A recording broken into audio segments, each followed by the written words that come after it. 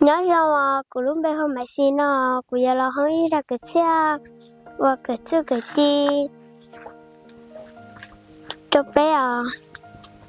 đi ai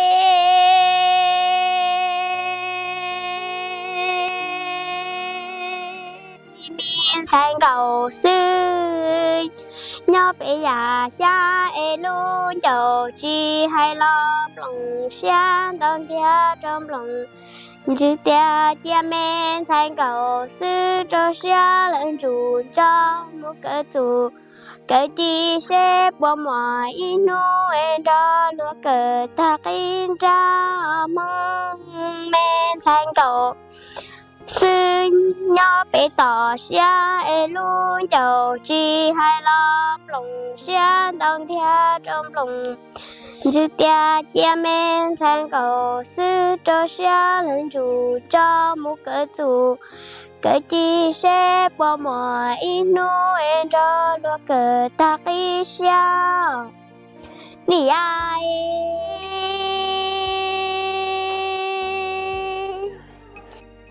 miền sang cầu sư cho xe lên chủ cho một cái chủ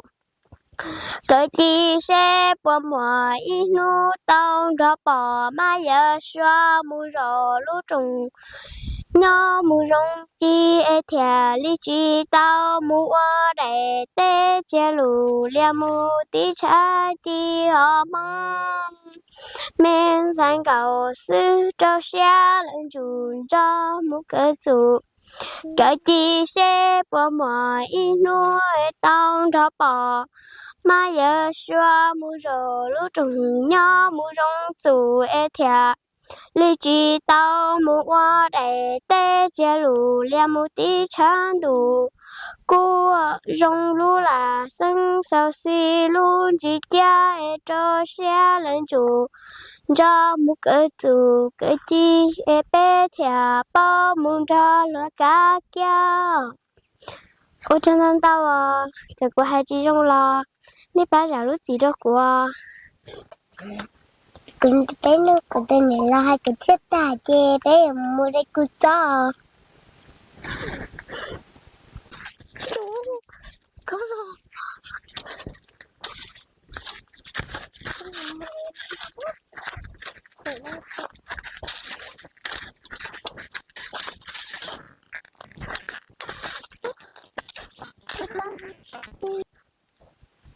chị tỏ đó đấy ạ đây cả ta chào cái chắc có chắc là làm mò tiêu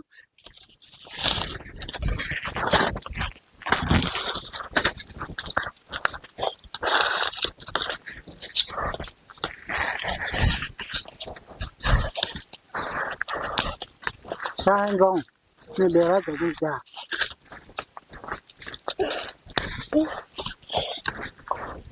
chẳng đâu ha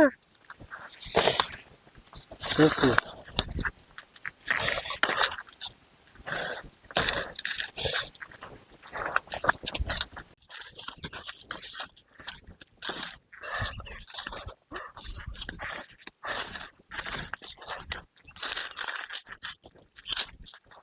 đây ra có chắc cả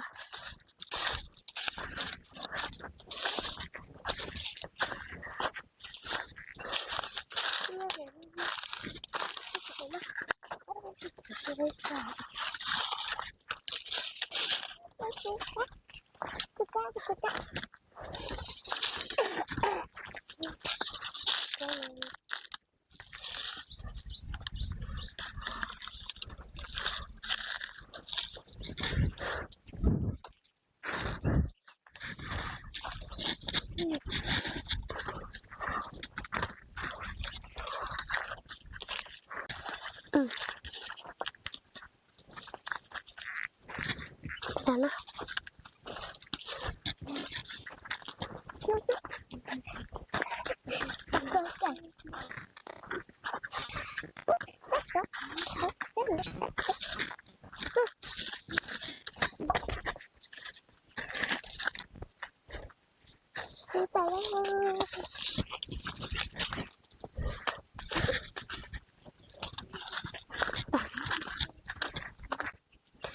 đấy là chờ với cháu nói nên là sẽ biết đi cháu à.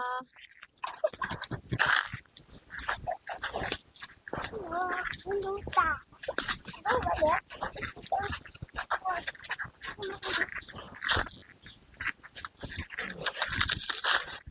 Bây giờ nó chè, bây giờ nó tả chè rồi nó sẽ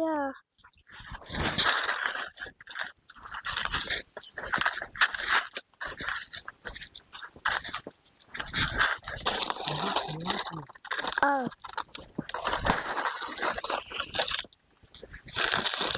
chứ nó khử lên chè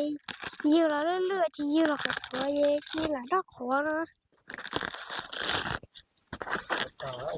Ừ lựa cái chỉ dư đây tôi lựa là không mở được bốc cái về bên đây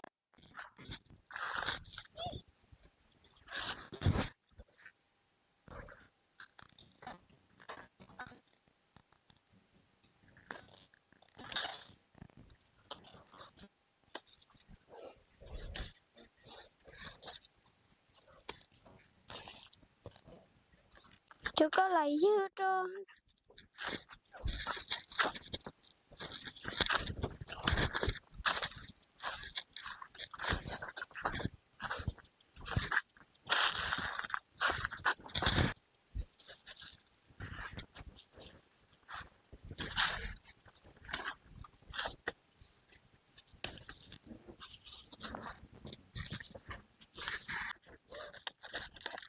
Đó.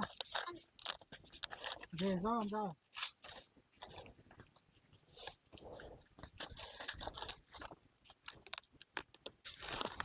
Hai.